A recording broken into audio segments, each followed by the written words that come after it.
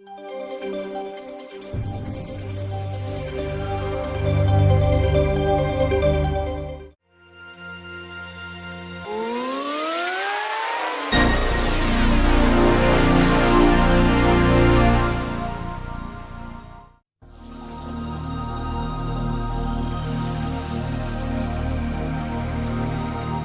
know, there's one thing that happens to me all the time. I'll be out shooting somewhere and an amateur photographer will walk over and start a conversation that goes something like this. Oh, I see you're using a Nikon. I've got a Minolta. It takes pretty good pictures. But do you think Nikon is better? And he's always a little disappointed with the answer. A Nikon doesn't take better pictures than a Minolta. A Canon doesn't take better pictures than a Ricoh or Pentax or Olympus. They're all equally good. The point is, cameras don't take pictures, people do. So why do so many amateurs persist in believing that if they can only find the right camera system, all their pictures will turn out perfectly every time? Simple. Advertising. Open any photography magazine or walk into a camera store like this one, and you can almost hear the manufacturers beating the drums, insisting that their cameras take all the guesswork out of photography. It's only natural. They want you to buy their camera. Don't get me wrong, some of the technological advancements in the SLRs made possible by computer-aided design and microelectronics are really incredible. They really can take a lot of guesswork out of your photography. I'll cover them later in the tape, but for now, let's forget all of that because I want you to think of the camera as just a basic tool. Remember, it doesn't take pictures, you do.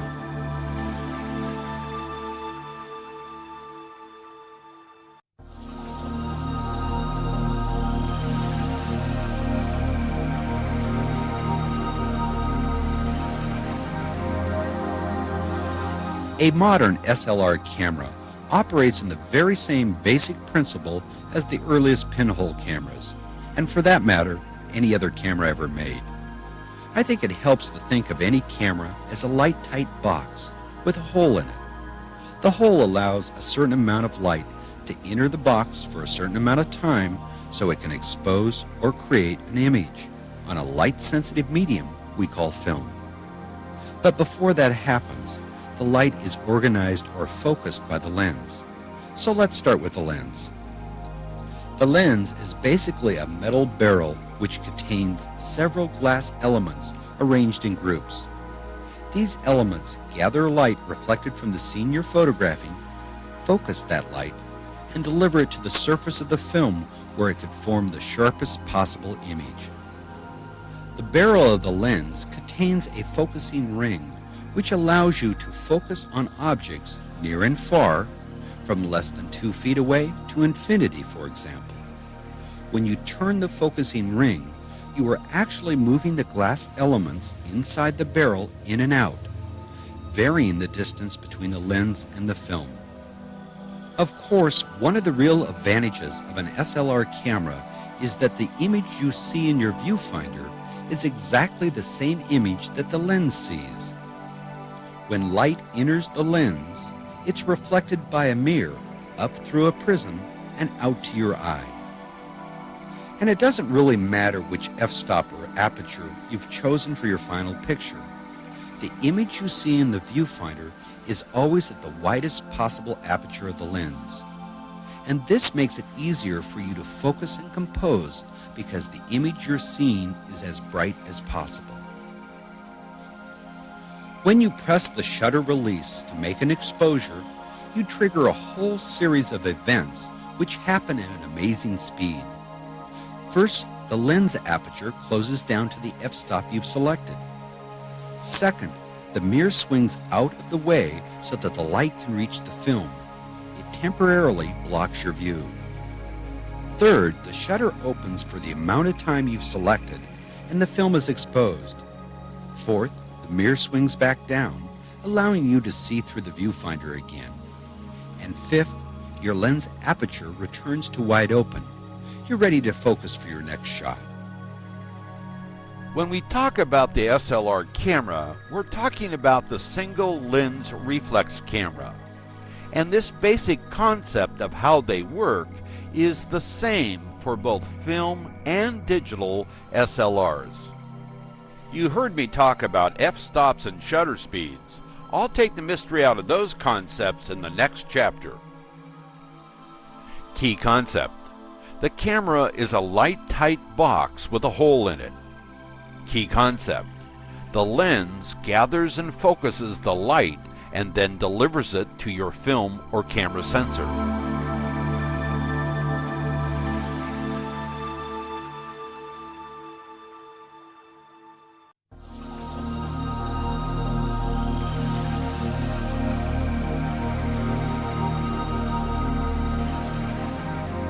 Now, what do f-stops and shutter speeds do? Well, they work together to control the amount of light that reaches your film. An f-stop determines the size of the hole the light passes through, and your shutter speed, the amount of time the light is allowed to reach the film. With the right f-stop and the right shutter speed, your pictures will be correctly exposed, not too light and not too dark. Sounds simple, and it really is. But a lot of people get bogged down right here. And I think the reason they do is because although f-stops and shutter speeds both do the same thing, control exposure, they do it in two completely different ways. Let's start with f-stops. Once again, an f-stop is a hole or aperture in the lens whose size you adjust to let a specific amount of light reach the film. Larger holes pass more light. Smaller holes pass less light. When your lens aperture is wide open, the maximum amount of light is reaching your film, and your f-stop is expressed by a small number. As you begin to close or stop down the lens, less light reaches the film, and your f-stop is expressed by larger numbers. This is what confuses so many people. The bigger the hole, the smaller the number. The smaller the hole, the bigger the number. But it does make sense because f-stops aren't really whole numbers but fractions.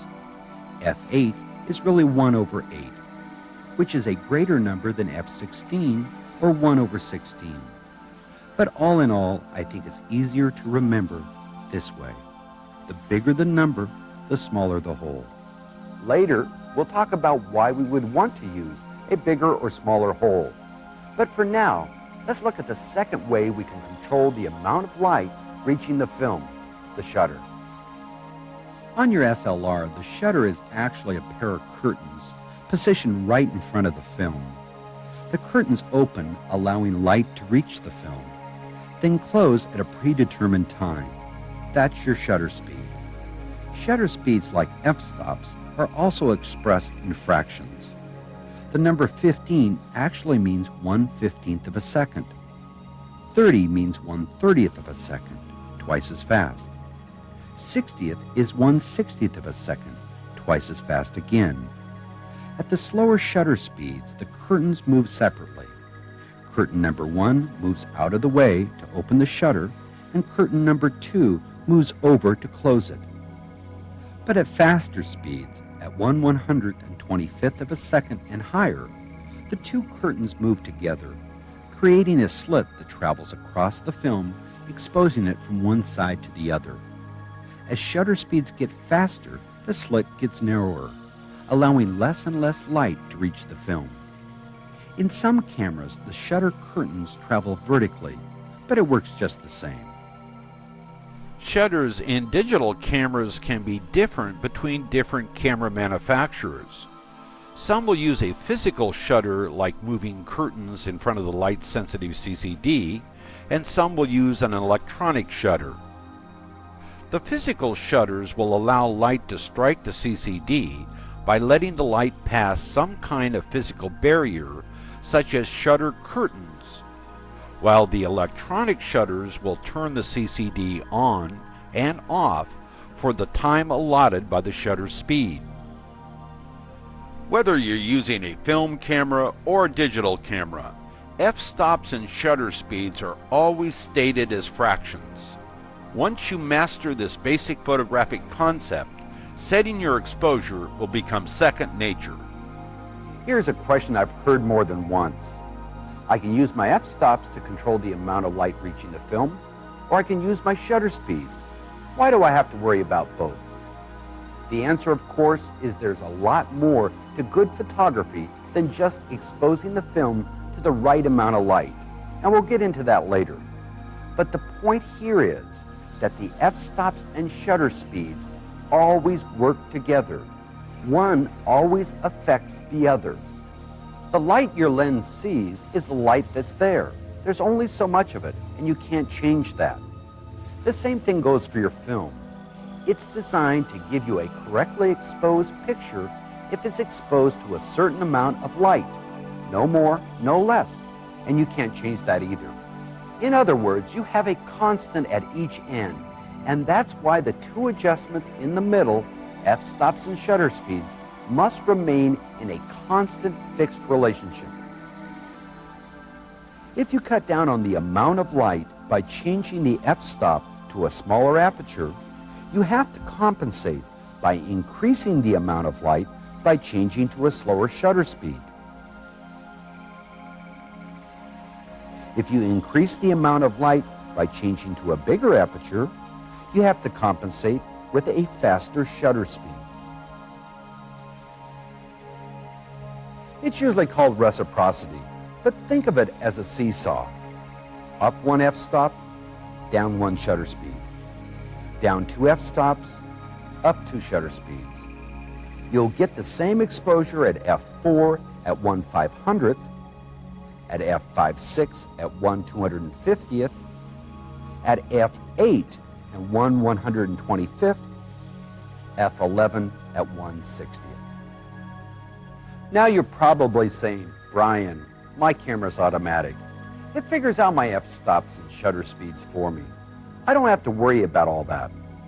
Just remember, it may say automatic on your camera, but that doesn't always mean automatically right.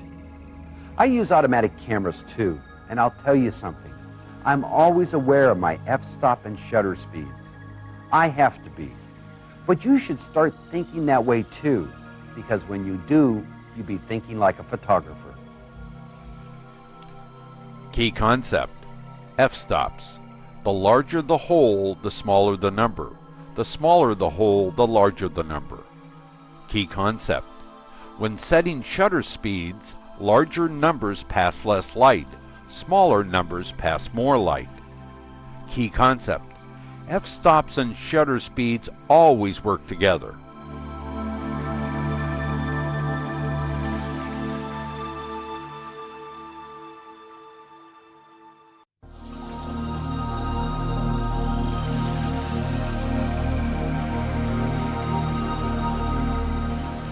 We have seen with the right combination of f-stop and shutter speed, the right amount of light reaches the film and we get a good exposure, one that's not too light or too dark. But how do we know what that right combination is? Use the camera's meter. All modern SLRs have through-the-lens or TTL light meters built in. A photoelectric cell or sensor measures the amount of light reflecting off the scene you see in your viewfinder. It converts that information to an f-stop and shutter speed combination and displays that combination in your viewfinder. The meter is saying, I've measured the amount of light and I've computed an f-stop and shutter speed for you. Use them and you should get a good exposure. And you will, most of the time. In fact, in roughly 8 out of 10 situations, you can trust your TTL meter to give you an accurate exposure.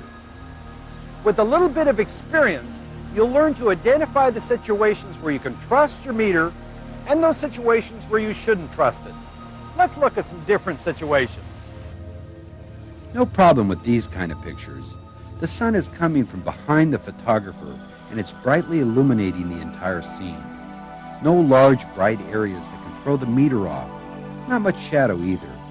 These are the kind of average situations the meter was designed for. No direct sun here, but the light is soft and even, with little contrast. The meter has no trouble. But here's a big problem. The meter had no way of knowing that the girl's face is the most important thing in the scene. It measured all the bright light coming from the sky and compensated for it by selecting too small an aperture. The photographer should have opened up about 1.5 stops to expose for the light on her face. This problem had a different cause. A TTL meter is center weighted. That means it computes the exposure by measuring primarily the light it reads in the center of the scene. And since that part's in shadow, the meter compensated by opening up the aperture and overexposing the girl. The photographer should have pointed at a sunlit area where the girl is standing and gotten a reading from that. Then he should have overridden his automatic exposure system by stopping down. Here's a real common one. Large areas of bright sand or snow can really fool your meter. Use a larger aperture, unless you want your subject to be a silhouette. The point is, you can't always trust your meter completely. So train yourself. Learn to see what the light is doing. Learn to expose for the part of the scene that's the most critical, a person's face or an area where you want to see the most detail. Aim your camera at that part of the scene first and take a reading. If you have an AE system with memory lock, you can use that. If your camera is manual, compensate by adjusting the exposure up or down. And another thing, if the shot's important, bracket your exposures. Most pros do it. Take one shot at the exposure reading you think is correct. Then shoot a second at a lighter exposure and a third at a darker exposure. It's insurance. With color slide film, bracket about 1/2 stop up and 1/2 stop down. With color print film, try a full stop each way. One more thing. I haven't talked about the different types of TTL exposure systems. Basically, there are 4. Manual, that's where the light meter reports the exposure to you and you set both the f-stop and shutter speed. Then there are 3 types of automatic exposure or AE systems: aperture priority, shutter priority, and program mode. Many of the newest cameras incorporate all 3, as well as a manual override to let you select the one that's best for the situation. Consult your owner's manual for the type of metering system your camera uses. We'll cover more about TTL metering systems in the next segment. Key concept. Most cameras have TTL meters built in. Key concept. Most TTL meters are center weighted for exposure. Key concept. If the picture is important, bracket the exposure.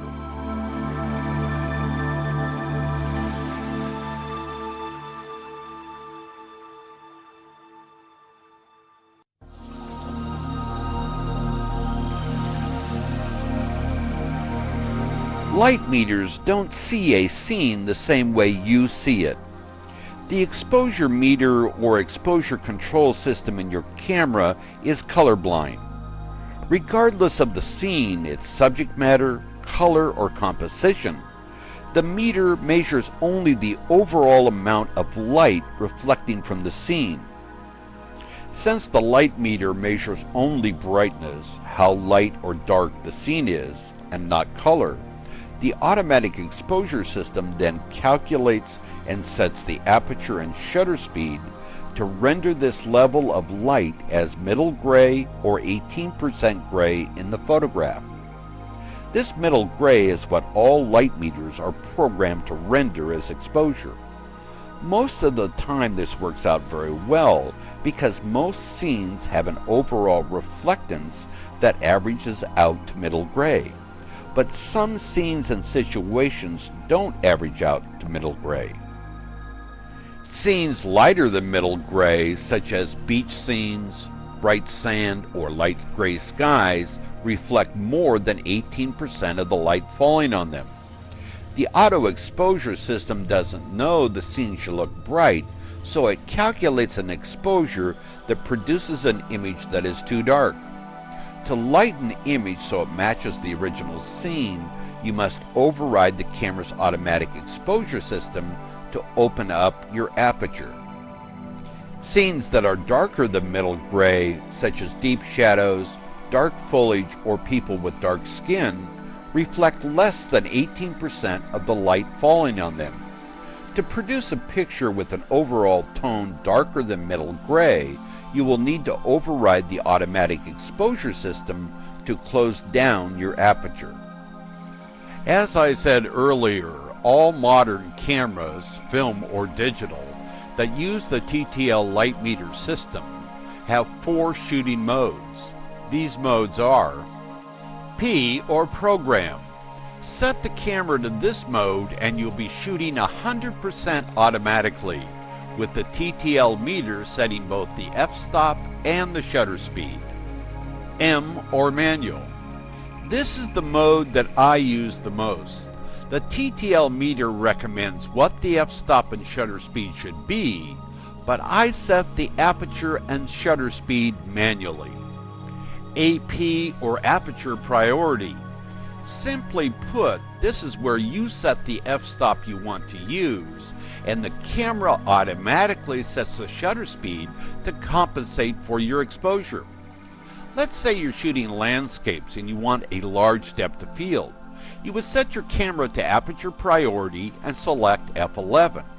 Now all your pictures will be taken at that aperture. Conversely, if you were shooting close-ups of flowers and wanted a shallow depth of field, you would set your camera to aperture priority and set your f-stop to f4.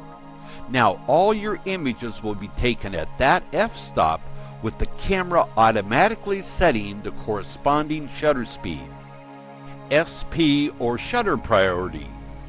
Simply put, this is where you set the shutter speed you want to use, and the camera automatically sets the aperture to compensate for your exposure.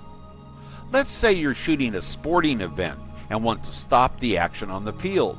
You set your camera to shutter priority and select 1/500th as your shutter speed. Now all your pictures will be taken at that speed with the camera automatically setting the corresponding aperture. Exposure control is more than just concepts of good photography. Correct exposure control can set the mood and tone of your images. I encourage you to fully understand these techniques. When you do, both you as the photographer and your images will improve. Key concept. All light meters calculate exposure as to render the picture as middle gray or 18% gray. Key concept. Aperture priority. A shooting mode on the camera where you define the camera's aperture. Key concept. Shutter priority. A shooting mode on the camera where you define the camera's shutter speed.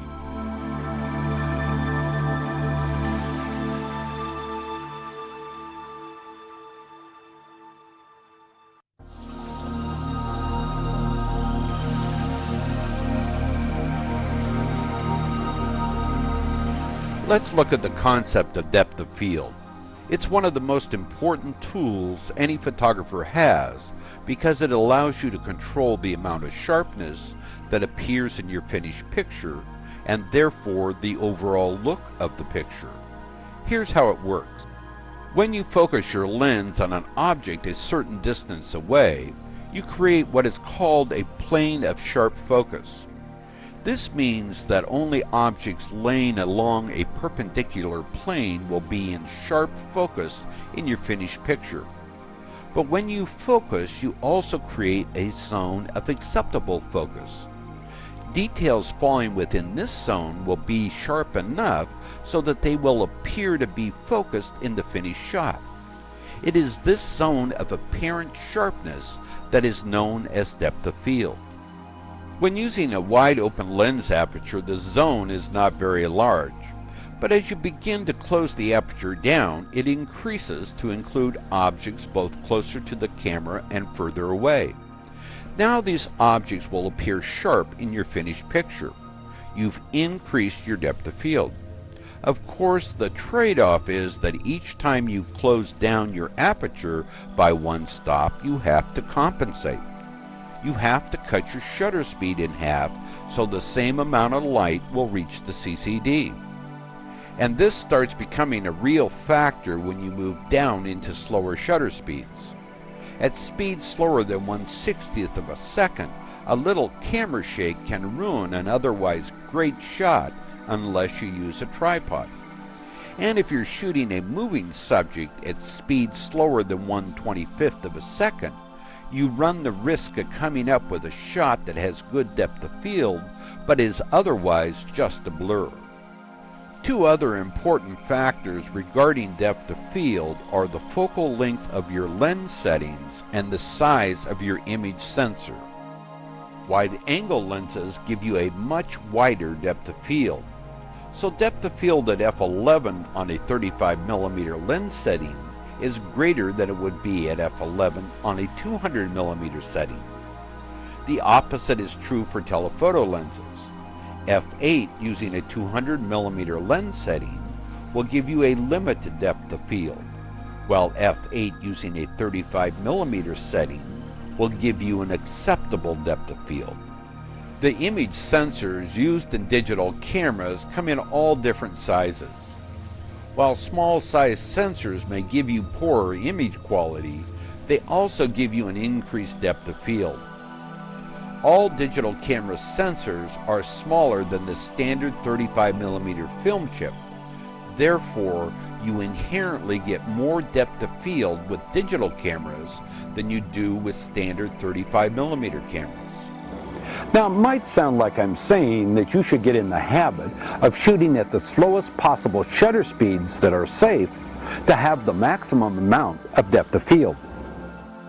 Well, actually, that's not such a bad idea for maybe 6 out of 10 subjects you'll be shooting. Scenic shots, for instance, usually have a large depth of field.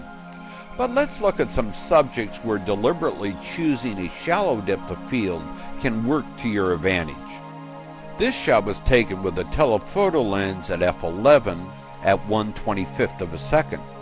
Nice shot, but look how distracting the background is. Too small an aperture, too much depth of field. Here's the same shot at f5.6 at 1/500th of a second. With a shallow depth of field, the background is thrown out of focus.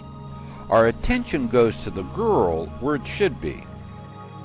This could be a nice shot too, but the flowers in the foreground and background are distracting because they're all in focus.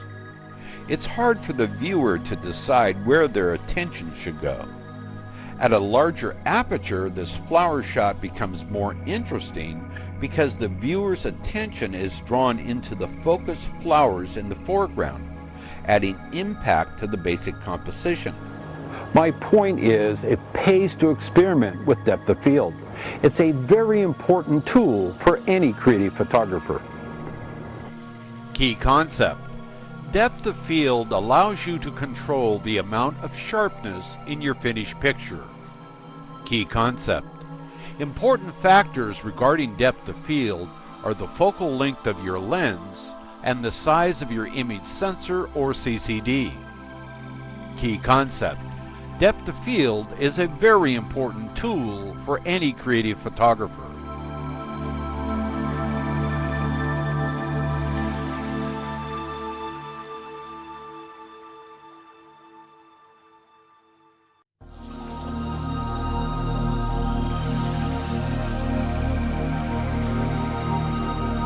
Most of the newer cameras load automatically, but if you're not lucky enough to have one of those, get in the habit of loading your film like this. Hold the camera like this. Open up the back. Then take the film cassette. Don't pull out any more film than there is already. Push the tongue of the film into the groove of the take-up spool. Then gently pull the cassette across the back of the camera and drop it into the take-up chamber. There. Now advance the film once and watch it to make sure it's winding onto the take-up spool and that the perforations on the edge are sitting on these little sprocket teeth. Then turn the rewind lever to take up any slack. Now advance the film. Fire the camera. Advance again. Fire again. Close the back and advance to number 1. Keep an eye on your rewind knob. If it's turning in the opposite direction of the rewind arrow, your film is loaded and tracking properly. There's an old saying, film is cheap, so shoot a lot of it. While film isn't as cheap as it used to be, it's still one of the least expensive accessories in your camera bag, and is by far the most important. And yes, you should shoot a lot of it, as much as you can afford. That's the only way you'll learn, the only way you'll improve. Let's talk about the types of film. For practical purposes, there are really only two, positive and negative. Positive films, which are also called reversal type, include all color slide films. Negative films include color print film as well as films for black and white. There's an easy way to spot the difference between a positive film and a negative film. All color slide films have the word chrome in the name. Kodachrome, Ektachrome, Agfachrome, Fujichrome, and so on. All negative color films have the word color in the name. Kodacolor, Ektacolor, Fujicolor, and so on. Simple. You send out a film called chrome, you get back slides. You send out a film called color, and you get back prints made from a negative. When we go from indoors to outdoors, something happens. The color of the light changes. We don't notice that change because our brain makes an adjustment for it. But color film can't make that adjustment. It sees the color of the light as it actually is. It sees outdoor light with a great deal more blue in it than the light created by a household bulb. And it sees indoor light with a good deal more red in it than the light created by the sun. That's why color film comes in two different color balances. Daylight, which is balanced to the light of the sun, and tungsten, balanced to the most common types of indoor lighting. Now what happens if you're using daylight balanced film outdoors and you want to move indoors and use the same film? You get an off-color result like this, too much red. Use an indoor balanced film outdoors and you get results like this, too much blue. So what's the solution? Well, the first one's obvious. Change to a film balanced for the type of light you know you'll be shooting in. The second solution is not as easy, but you might want to consider it if you're moving in and out a lot and don't want to change film. The solution? Color conversion filters. An ADB filter adds blue to a scene lit by tungsten light. It converts a daylight film to an indoor color balance. An 85A filter adds red and orange, converting indoor films to a daylight color balance. To convert fluorescent light to a daylight balance, use a 30 magenta color correcting filter with daylight film. But here's the easiest solution of all. Use daylight film outdoors. Then when you go indoors, use a flash. Now you're creating your own light, and since your flash is balanced for daylight, you'll never have to change film or bother with filters.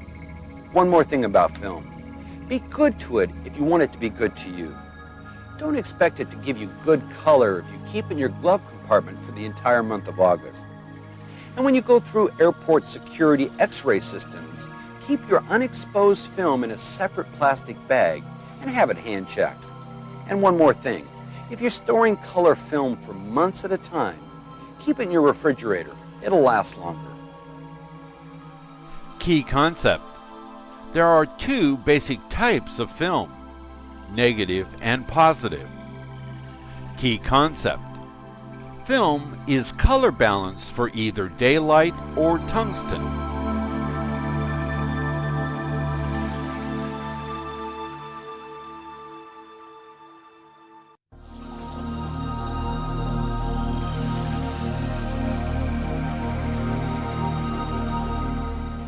In modern digital cameras, there is a sensor and onboard computer that work together to capture the light reflected from the image and convert this information into the digital format.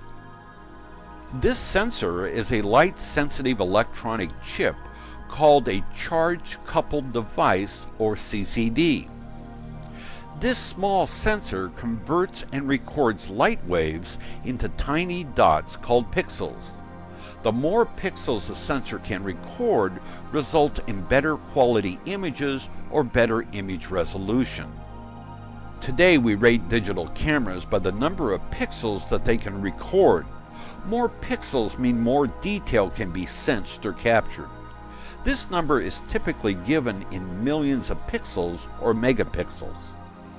A good rule of thumb is that 2 megapixels will give you an excellent 5x7 print, 3 megapixels an 8x10 print, and 5 megapixels an excellent 11x14 or larger print. But just because you might have a 3 megapixel camera doesn't mean that all of your images will be photographed at the highest resolution. If you did, you'd use up your camera memory very quickly. In fact, with most cameras, you can select the resolution needed for any given assignment. These settings are in pixel resolution and can be 640 by 480, 1280 by 960, 1600 by 1200, and 2560 by 1920 or higher. The final digital picture elements, or pixels, are arranged in a regular array of uniformly colored squares, so small as to be individually invisible. If you're shooting black and white images, these pixels would be displayed as shades of gray. In film-based black and white or color images, picture elements are randomly arranged dots of grain or clouds of dye. Digital cameras store their photos, for the most part, on removable memory devices called memory cards. These cards come in all shapes, colors, and sizes. Unfortunately, camera manufacturers tend to skimp on these devices and put very underpowered memory cards in the camera box. Memory cards are an important part of your camera's operation. Some people think of these cards as the equivalent to film, but unlike film, memory cards don't actually have anything to do with capturing the image. That's the job of your camera's sensor or CCD unit. Once the image sensor has captured the photograph, it transfers the data to the memory card for storage. Also, unlike film, memory cards can be used over and over again. There are two basic types of cards: flash memory and micro drives. Flash memory cards are solid state and have no moving parts. Electronics rather than mechanics do the work for these cards. There are many card formats within this group, such as compact flash, memory sticks, secure digital, and smart media, to name a few. These cards are lightweight, reliable, and save images quickly. The disadvantages of using these types of memory cards is that they can be expensive. On the other hand, micro drives are miniature hard drives, just like the ones on your computer. Because these drives feature internal moving parts, they are more delicate than the flash cards. Just dropping the drive can cause problems. Why use micro drives? They are cheaper to make, and their capacity for storage can be much higher. When I purchased my digital camera, it came with a 16 megabyte flash memory card. 1 MB or 1 megabyte equals 1 million plus bytes of data memory. Therefore, a 16 megabyte card has just enough memory for me to take 4 or 5 images using my camera's top resolution. So how much memory do you really need? 64 megabytes would be a good start for a 2 megapixel camera, 128 megabytes for a 3 megapixel camera, and 256 megabytes for a 4 or 5 megapixel camera. As I said earlier, after you've transferred all the images off your card to your computer or other storage devices, you can delete the data and reuse the card. But I have found that formatting the card, rather than just deleting the images, completely resets the card and helps prevent problems and disk errors. While each type of memory card has its advantages and disadvantages, technical comparisons are an intellectual exercise not necessarily useful for photographers.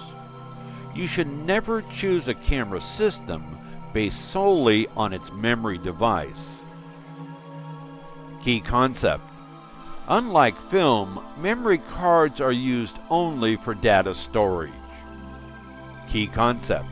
There are two basic types of cards, flash memory and microdrives.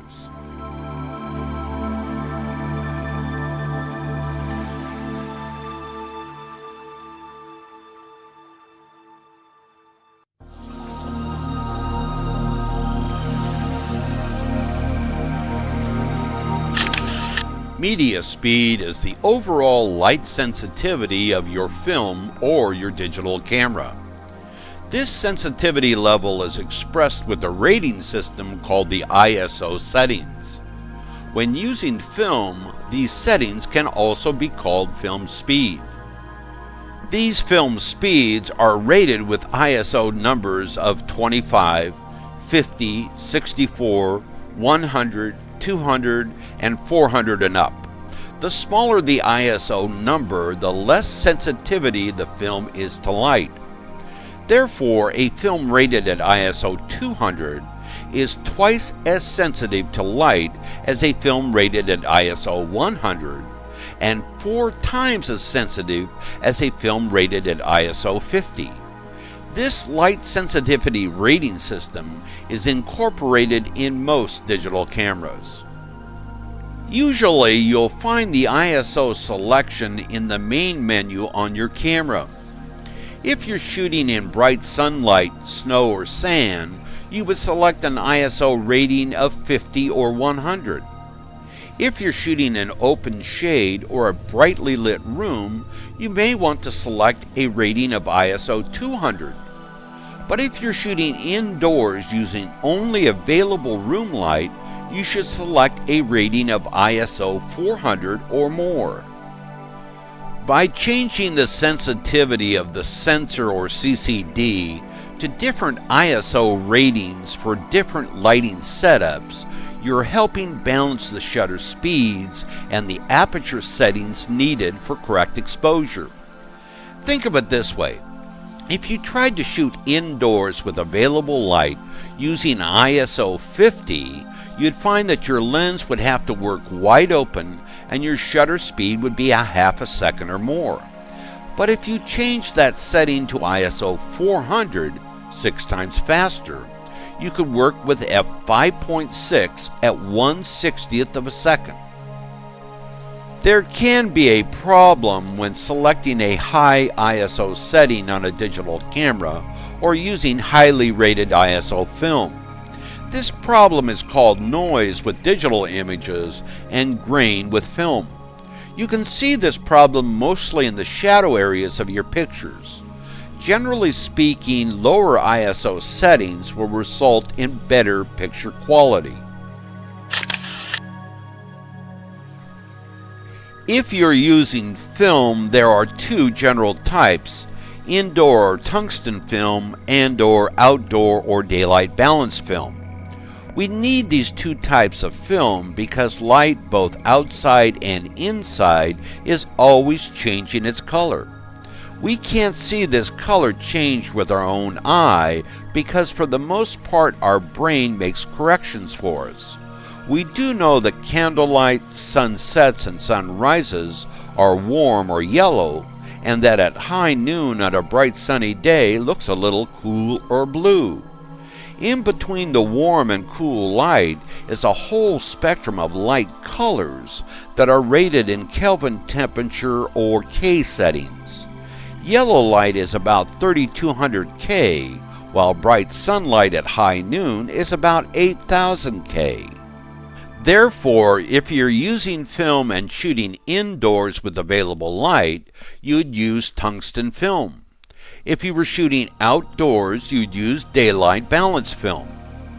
The sensor in a digital camera is colorblind, and can't tell the difference between 3200K light and 8000K light.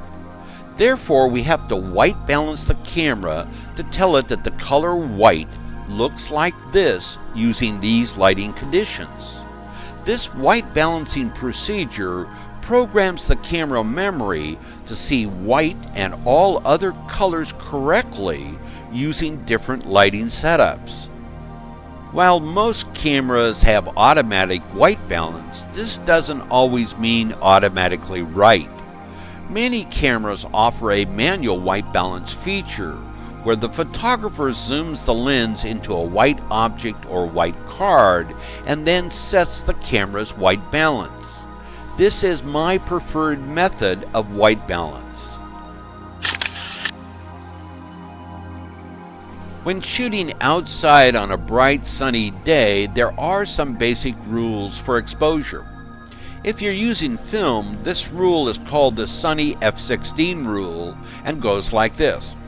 In direct, bright, midday sunlight, correct exposure of a medium tone, front lit subject at f16 will require the shutter speed set to your nearest ISO number. In other words, if you're using a film rated at ISO 100, you would set your shutter speed to 1/125th of a second and your f-stop at 16. If your ISO was 200, you would set your shutter speed to 1/250th of a second and your f-stop at 16. This would be the correct starting point for this type of subject using the film media. If you're using a digital camera, this rule is called the sunny f5.6 rule. The rule goes like this. In direct, bright, midday sunlight, proper exposure of a medium tone, front lit subject at f5.6 will require the shutter speed nearest 8 times your ISO setting. In other words, your meter should give something equivalent to f5.6 at 1/800th of a second if your ISO is 100. If your ISO was 200, your shutter speed should be 8 times 200 or 1/1600th of a second at f5.6. This would be the correct starting point for this type of subject using the digital media.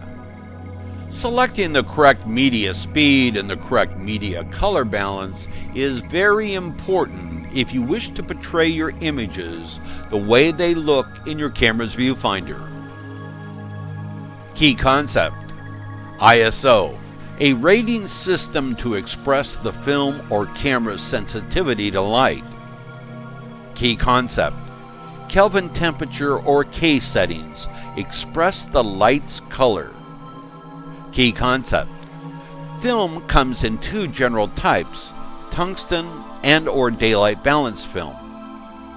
Key concept: white balance, a function that tells the digital camera how to correctly represent the color white using different lighting setups.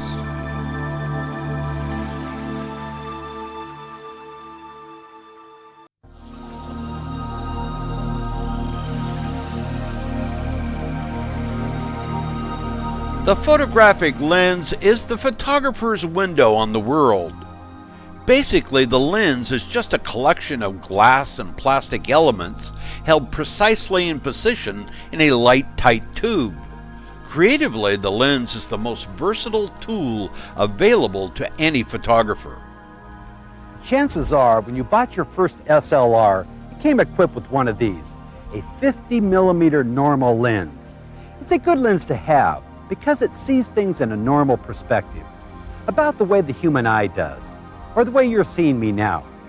But as an all-purpose lens, the 50mm is really a bit of a compromise in the middle. It's not as good as a wide-angle lens for showing all the detail in a scene like a landscape. And it's not as good as a telephoto lens for isolating a single detail as you'd want to do in a portrait. That's why it's really sad that so many people never get beyond the normal lens that came with their camera. Let's take a minute and look at the full range of lenses available in a typical SLR system so that you can get a better idea of what each type of lens does best. All lenses are rated by three important characteristics. First, focal length. Literally the distance in millimeters between the lens and the film. Wide-angle lenses have a shorter focal length, which is expressed by smaller numbers, like 20, 24, and 28. Telephoto lenses have longer focal lengths and are expressed by higher numbers like 105, 135, or 200. Secondly, the lenses are also rated by their speed, which is their relative ability to gather light. Lens speed is expressed by an f-stop number for that lens when its aperture is wide open. The smaller the number, the faster the lens. Finally, there's the lens angle of view. It simply means the amount of the scene from left to right, from top to bottom, that the lens takes in at the subject plane. Short focal length lenses take in a lot. They have a wide angle of view. A normal lens takes in a normal angle of view, and a telephoto lens a lot less, a narrow angle of view. Now, if you bought all the lenses available for your camera system, you'd be ready for any shooting situation. But let's face it, you'd wind up a good deal poorer and probably develop a sore neck from carrying all this equipment around. Fortunately, there's a way around that. Two ways, in fact. First, the zoom lens. This is my 75 to 200 millimeter. It can take the place of all these lenses, 85, 100, 105, 135, and 200 millimeter, plus all the focal lengths in between. With this zoom lens, my 50 millimeter speed lens, and my 28 millimeter wide angle, I can travel light and I won't miss much. With digital photography, most low-end cameras have a limited zoom lens. They usually have trouble getting the wide-angle view and do a much better job at the telephoto range. This has to do with the way the sensor and lens interact. Most consumer digital cameras offer only a 3x zoom range, giving an approximately 38 to 116 millimeters in traditional 35 millimeter terms. Higher-end digital cameras offer a much better range. My camera has a 7x range, or a 35 millimeter equivalent of 28 to 180 millimeters. Almost all digital cameras come equipped with what's called a digital zoom range. This is not a true zoom. In simple terms, it takes the sensor and crops the image electronically to give the equivalent of a zoom.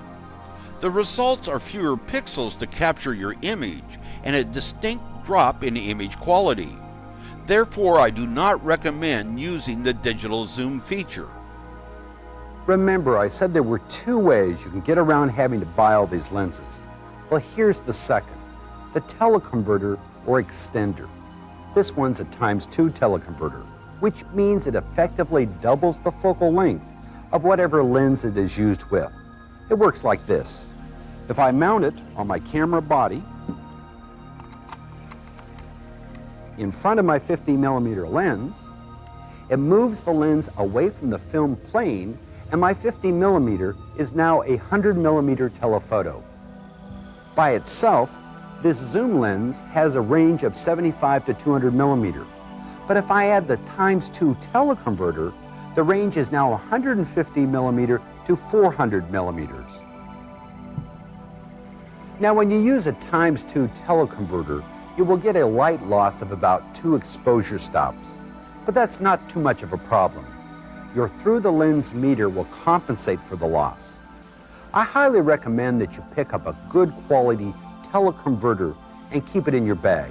But a little warning, make sure the teleconverter you buy matches up well both mechanically and optically with the lenses you plan to use it with. In other words, try it before you buy. When photographing small objects from coins to insects, your lens's minimum focusing distance determines how close you can get to the subject. The closer you can get to a subject, the larger it will appear in your final image. For many pictures, just zooming your lens in on the subject will suffice. However, micro mode allows you to get a lot closer to your subject, making it much larger in your final image. The quality of the image projected by your camera's lens sets the upper limits of the image quality you can obtain using your camera system. If you have an inferior image, one that is not perfectly focused due to lens quality, no increase in the number of pixels or film selection will improve that image. There is no doubt that good quality lenses pay for themselves with good quality images. In photography equipment, you usually get what you pay for. Key concept. Lens focal length. In general terms, they are rated as wide angle, normal, or telephoto. Key concept. Lens speed. Speed is expressed by an f-stop number. The smaller the number, the faster the lens. Key concept. Lens angle of view. The amount of the scene that the lens sees from top to bottom, side to side.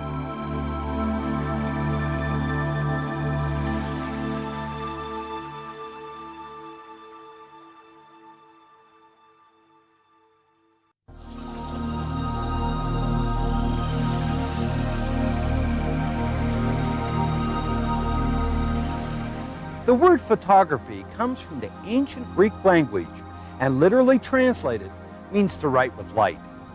And that's a good definition because light is the essence of all photography.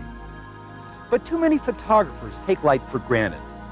They make sure they have enough light to expose the film, then they turn the back on the sun and click away. And that's a pity because they're missing out on one of the things that makes photography such a joy. The infinite subtleties and possibilities of light. Let's take the sun. You can think of it as just a yellow ball that's conveniently hung up there to throw light on your subject. But if you take the time to really observe sunlight, you will see that there's a lot more to it than that. You can see that throughout the day, throughout the year, the light from the sun is constantly changing. Its color is changing, its direction is changing, and its mood is changing. Pre-dawn. The light is not coming directly from the sun. It's soft and warm, reflected from the sky. Then the sun rises, a hard and brilliant light that burns away the night shadows on the land. But soon a morning mist covers the sun, diffusing its light. Shadows are weak, and the colors of the land are muted and subtle. A beautiful light for photography.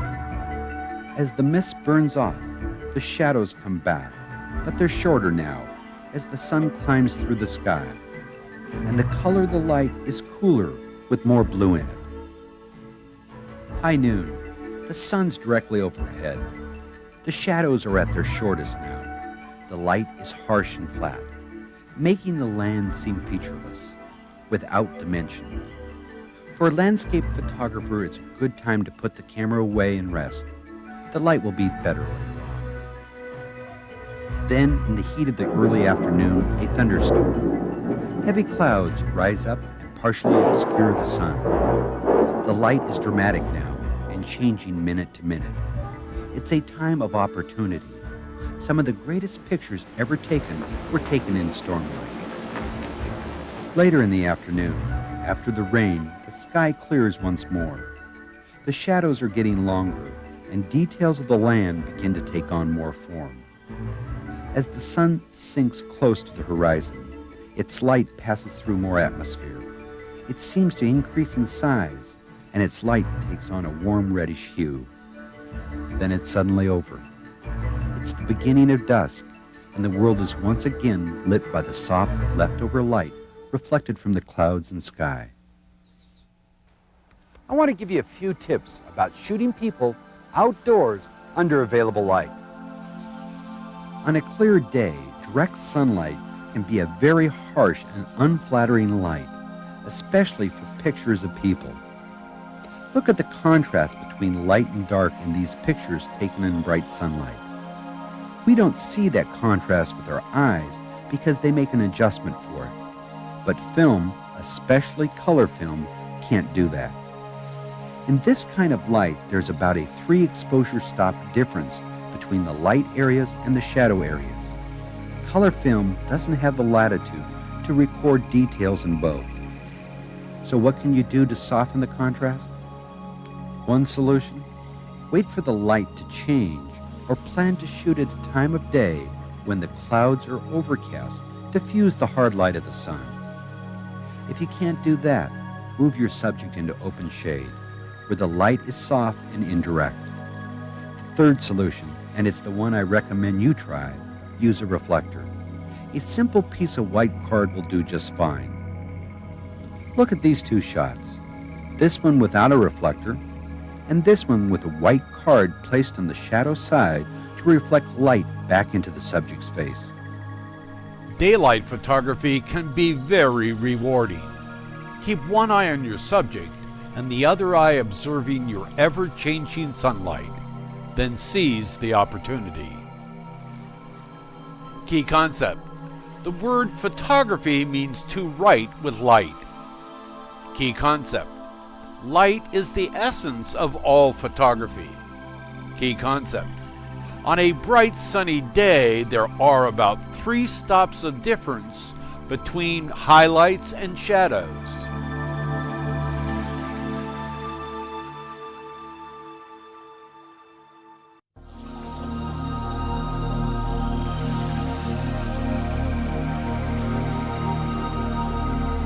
Of course, there's another way to approach light, by creating your own with your flash.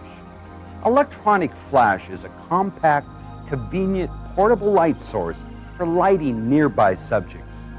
Notice I said nearby. It never ceases to amaze me when I watch a football game and see all those people in the stands firing away their flash units. They're hundreds of feet away from the field, so it's a complete waste of energy. Even a powerful flash unit throws its light no further than about 30 feet. Flash units come in all shapes and sizes, and they all work a little differently. So when it comes to installing batteries and setting up the unit, make sure you carefully follow the instructions provided by the manufacturer. Most of today's SLR cameras automatically set themselves for flash when you attach a dedicated flash unit. But if you have an older camera or flash unit, you'll have to set a couple of things yourself. Just make sure the camera is set for X-Sync. The X-Sync setting assures you that the shutter will be open when the flash fires.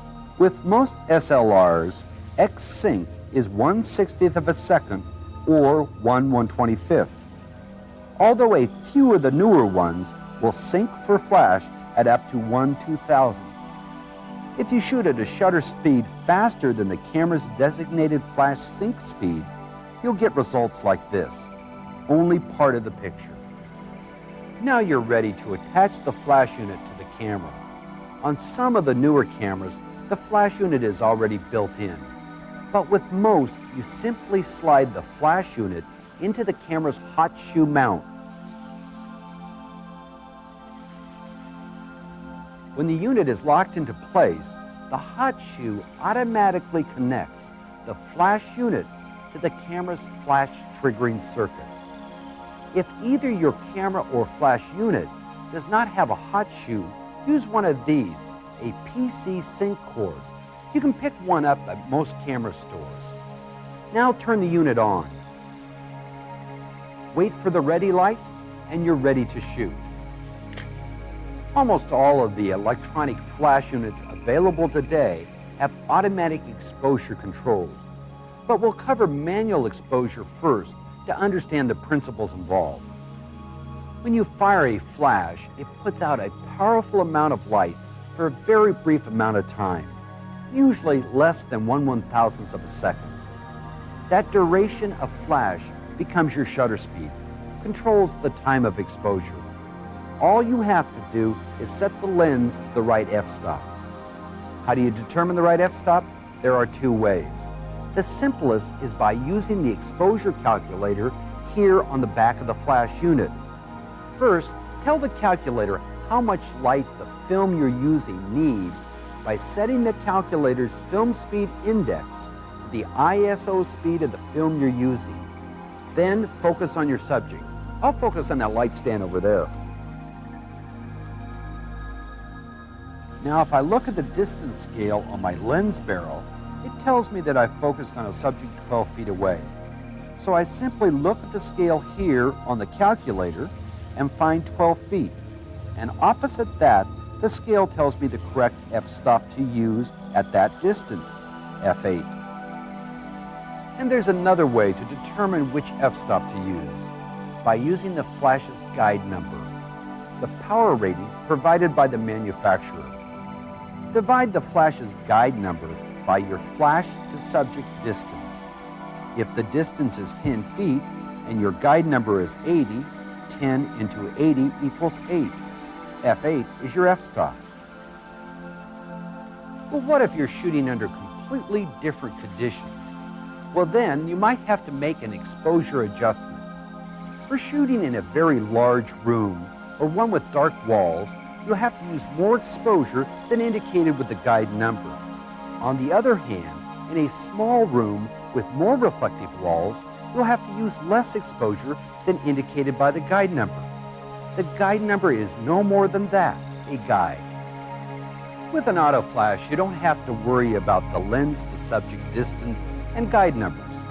Automatic flash units have a built-in sensor that measures the light reflecting from the scene.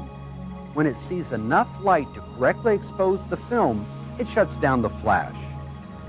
Dedicated flash units, the ones produced by camera manufacturers for their cameras, are fully automatic. When you attach these units to the camera, special contacts in the hot shoe automatically set the camera to proper flash sync shutter speed and adjust the flash exposure calculator for the film speed you've set on your camera. Other units are semi-automatic. You have to tell the flash unit's computer what film speed you're using. Then if you look at the calculator in the back of the unit, it'll tell you which f-stop to use with that film speed. Here it's f4, and the auto flash range for that f-stop is 3 feet to 25 feet. Auto exposure flash has come a long way. Some of the dedicated flash units for the new autofocus cameras even send out an infrared beam that lights the subject for the camera to focus on, allowing you to take flash pictures when it's too dark to see to focus. But you can't trust your flash's computer to think of everything. In this shot, the flash's meter read the light being reflected off the background and overexposed the girl in the foreground. The best solution is to avoid large, bright backgrounds. See the ugly shadow behind this lady? The solution: move your subject away from the wall. The infamous red-eye syndrome. It occurs because the flash unit is too close to the camera lens. The solution: use a PC cord and hold the flash at arm's length above and to one side of the camera. Shiny surfaces like mirrors will reflect the flash's light right back into your lens. The solution: choose a different background. Your flash has limited power, so don't try to light up a room full of people. Best solution is to shoot scenes like this with available light. But even when everything's working for you, a flash unit mounted on your camera can produce a harsh and unnatural looking light, especially for people. Most subjects appear flat and two-dimensional, with hard shadows and details bleached out by the head-on burst of light. Look at the difference in these two pictures. They were both shot on a sunny day with the sun coming from behind the subject. In the one on the left, only the sunlight was used. The body is in shadow.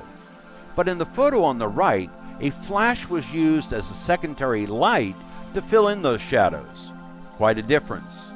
When you start to experiment with flash fill, you'll find you opened up a lot of new opportunities. Virtually all digital cameras carry their own small flash units. These are convenient and offer automatic flash exposure control, and some even feature red-eye reduction.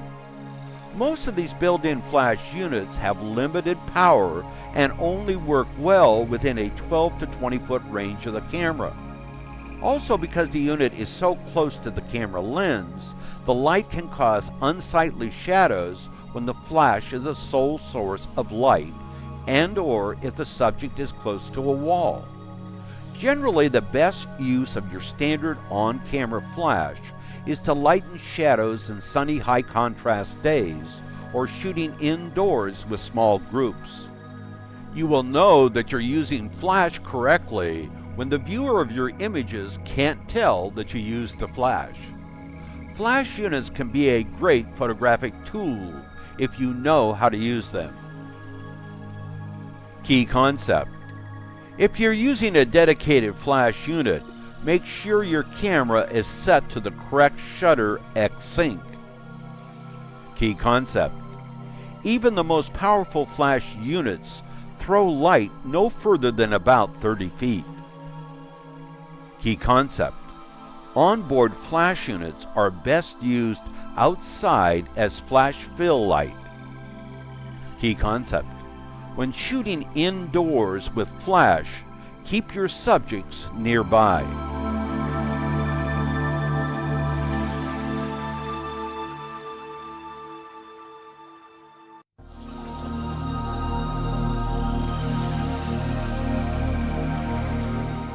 Photographic filters come in every color of the rainbow and for every conceivable kind of gimmick and special effect. And let's face it, they're tempting. I think that's why so many amateur photographers rush out to buy these so-called creative filter systems. And it's no wonder. The ads for these systems claim, use our filters and your pictures will stand out from the ordinary. Be more creative. But here's the thing about filters. Most of them alter reality. And depicting reality is what photography does best. That's why I suggest you be very careful about changing reality, because once you do, you can't get it back. In this shot, no filter was used. The natural color of the setting sun gives the entire scene a predominantly reddish color, and the same scene shot with a red filter in front of the lens. The filter doesn't alter the reality, it merely adds to the red that's already there. A nice effect because it looks natural. But what if we try the same thing here? Get creative and add that same red filter. We get an unnatural looking off-color result. We could get the same thing by just using the wrong kind of film. Skylight and UV filters can be handy to have because they protect the front of the lens from scratches as well as grease and dust. You just screw them onto the front of the lens like this and leave them there. They can also slightly warm up the color of a cloudy day and cut down the effects of haze or dust in the atmosphere. Some professionals swear by these filters, while others don't bother. It's a matter of personal choice. But if you're going to invest in only one filter, I recommend you make it this one, the polarizer. When light rays strike an uneven surface, they reflect back into your lens from more than just one angle. Depending on the angle of the surface they strike, they either reflect back on a line more or less perpendicular to your lens and film, or they scatter off in 1,000 other directions that are not perpendicular to your film. It's these scattered rays that produce what we normally call glare. A polarizing filter reduces glare by filtering out most of these scattered light rays. When you rotate a polarizing filter, you can see the effect right in your viewfinder, without polarization, with polarization. And notice in these shots how the polarizer, by eliminating glare, produces richer, more saturated colors. And in these scenes, how it increases the color contrast by darkening the sky and making the clouds pop out and appear almost three-dimensional. For color work, the polarizer is the only filter you really need. But you might want to try having a little fun with some of the special effects filters. Diffusion filters come in different strengths. They soften a scene by filtering out some of the sharp detail. They're good when you want to create a romantic mood or for glamour shots because they minimize wrinkles and blemishes. Hollywood is big on diffusion filters. You might want to also experiment with a diffusion filter to add an impressionistic feel to your nature shots. You can get the same effect by smearing a little Vaseline in front of your lens, but not on the lens itself. Use a clear glass filter so you can wash it off later. Sparkle filters or star filters take a point of light and convert it into a star with 4, 8, or 16 points. So my advice, start with a polarizer. Then invest in other filters like special effect filters only when you have a specific need for them. But first, get comfortable photographing the world as it really is. It's a pretty photogenic place, a place filled with its own natural special effects if you just know where to look. It's hard to improve on reality. Key concept. Skylight and UV filters can slightly warm up the colors on a cloudy day. Key concept. If you invest in just one filter, make it the polarizing filter.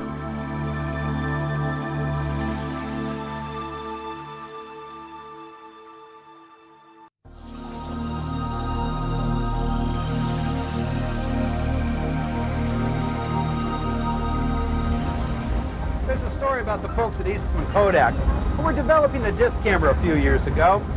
They commissioned a major survey. What they wanted to find out was why so many photographers in the amateur market would buy a camera, shoot a few rolls of film, and then give up. Put the camera in a closet and let it collect dust. Well, obviously, the reason was that these people were disappointed with their pictures. They were frustrated. But why? Well, the answer came back. Camera shake. According to the survey, camera shake was far and away the #1 cause of ruined shots.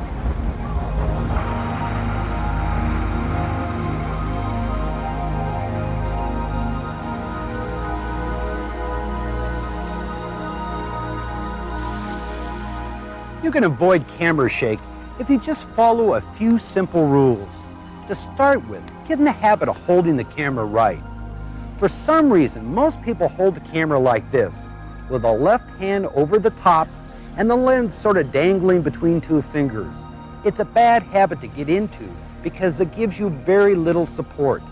Here's a better way. Left hand under the lens and camera with fingers spread. Cradle the camera and support it with as much of your hands as possible. Brace your elbows against your body. Keep your legs spread apart. And if necessary, brace your body against a solid object. But the most important thing is knowing when you can safely hand-hold and when you can't. Let me give you a couple of rules of thumb. The first rule, hand-holding at a shutter speed at or below 1/30th of a second with any lens is usually asking for trouble. Rule number 2, there's a helpful guide or formula you can use with any lens. The rule goes like this. Take the focal length of the lens you're using and set your shutter speed at the next highest number. That's your minimum. With a 50mm lens, you'll be safe with a shutter speed of 1/160th or faster. With a 135mm lens, use a shutter speed of 1/250th or faster, and so forth. Now what if you apply this rule and it tells you, no, you can't safely handhold a camera under these conditions? That's what your tripod's for. It's the best solution. When it comes to selecting the best field tripod, you'll probably want to make some compromises. You'll want one that's heavy enough to be rigid and sturdy, but not so heavy that you'll start leaving it behind because it's too much of a bother to carry around. You'll want it tall enough to extend to your eye level, but compact enough so that you can fold it up and toss it behind your car seat. And one thing you don't want to compromise on, a good tripod head with controls that allow you to tilt and controls to allow you to pan and to be able to lock it down. And if conditions call for a tripod, they probably also call for a cable release. Attach it to the camera like this and fire the shutter. That way you don't bump the camera at the instant of exposure. An investment in a good tripod is an investment in good image making. A tripod is an essential tool for any photographer. Digital cameras can present different kinds of problems because they are so compact and lightweight. When you first pick up your digital camera, position it in your hands in a way that it is both secure and comfortable. Since most digital cameras are so small, it's easy to get your fingers or camera strap in way of your lens or flash. Before taking a picture, make sure that these areas are not obstructed. When shooting without a tripod, hold the camera snugly to your eye to view your image when using the optical viewfinder. Position your index finger over the shutter button. By pressing the shutter button halfway down, the camera will activate the autofocus function and stand ready for you to fully press the button. This pre-focusing helps shorten any shutter delay problems. As you take the photo, hold your breath and gently squeeze the shutter button to avoid any camera shake. If you push the shutter button down rather than squeeze it, you will move the camera and possibly blur your photos.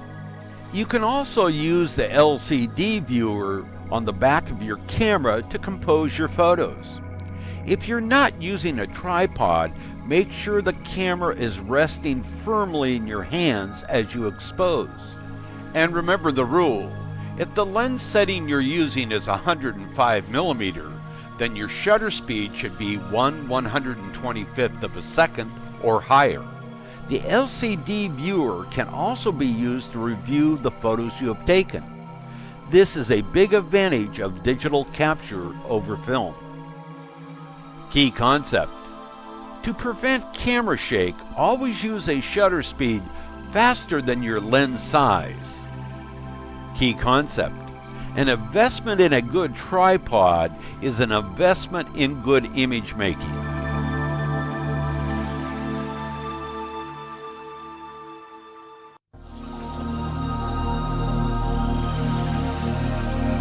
Film versus digital, which is better? When will digital replace film? Many photographers argue about the answers to these two questions, and that's too bad.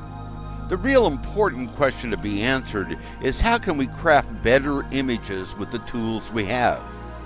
Film-based photography is still the norm in the professional world and will continue to be so in the near future. But that doesn't mean that most professional photographers don't use digital capture, because they do. In fact, about 80% of professional photographers use digital cameras. Images captured on the digital media are not the same as images captured on the film media. Let the end use of your image help you decide which media is best suited for your use. If I'm shooting expansive landscapes, large interiors or exteriors, or crafting images where color, volume, and contrast are important, then I use the film media. If, on the other hand, the end use of my image is to be offset printed or digitally printed or posted to the web, then I use digital images. Why? Let's compare these three images, shot on color negative film, color slide film, and the digital media. All three of these images appear to be just fine for publishing or being sent out for printing or printed in-house. But all three images are also different. Here's how. The image from the negative has less contrast than the other two images and less color volume or saturation than the other two. The image from the transparency has more contrast and more color volume or saturation than the image from the negative film. The digital image has good color volume, somewhere in between that of the negative and that of the transparency, but also has the highest levels of contrast. This is because each media records light volume and light quality differently. If you look at any normal image you're about to photograph and study its range of brightness, that is, from its darkest shadow detail to the whitest highlight detail, you'll find a large brightness range. If you photograph your scene using color negative film, it can record up to 10 stops of this brightness range. If you use transparency film, you can record up to 7.5 stops of this brightness range. But if you use the digital media, you can only record 6 stops of this brightness range. Therefore, the digital format can offer less scene information and with more contrast.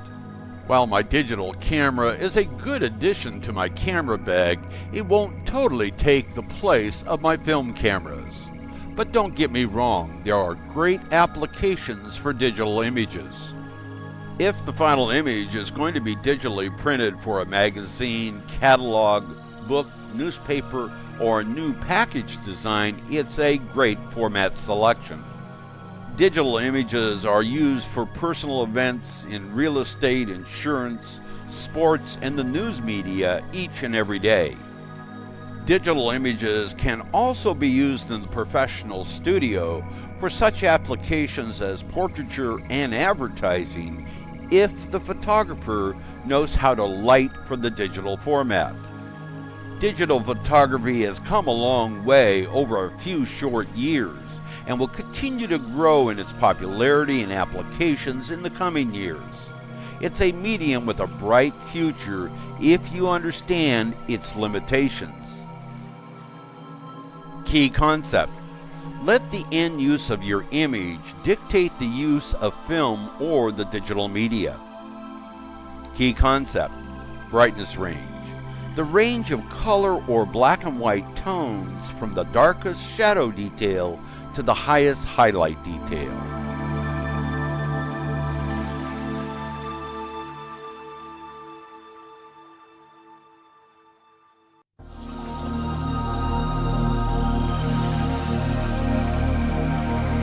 This program was just the starting point of your photographic pathway.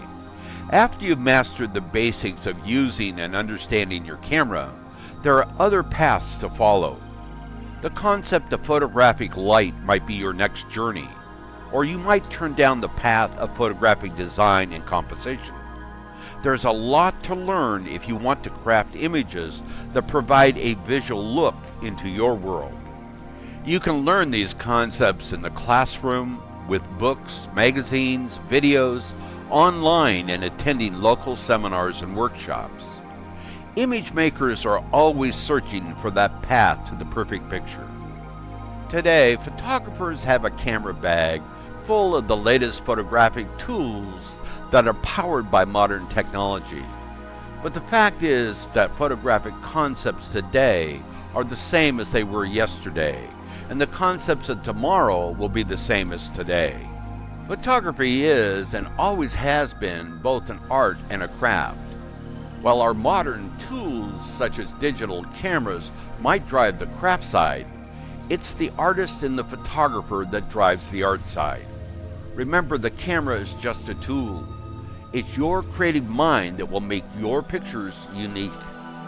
Pictures are more than just the gift of time, as they can also be the inspiration of mankind. Images can document our accomplishments or tell us about our time or about times gone by. Photography can capture the inspiration of a sunrise, the freshness of the morning dew, or just make us ponder the majesty of Mother Nature. Images can whisk us away to the distant locations of the universe or deliver us to the deepest corners of the ocean. Good images can enlighten, inform, and entertain. Pictures can have breaths of fresh air or convey despair. Images can have a frankness with no boundaries and no rules. Our pictures are timeless and treasured. They can communicate when words alone are hollow and empty. Successful images reflect the emotions and the creativity of the photographer who crafted them. With a good camera in the right hands, this timeless treasure can be opened to anyone that has a vision and imagination. That's what I hope this program has done. Helped you start looking and seeing the images that are all around you. Just remember that the seed of any good image is watered by the imagination of the photographer. I'm Brian Ratty. Good luck and good shooting.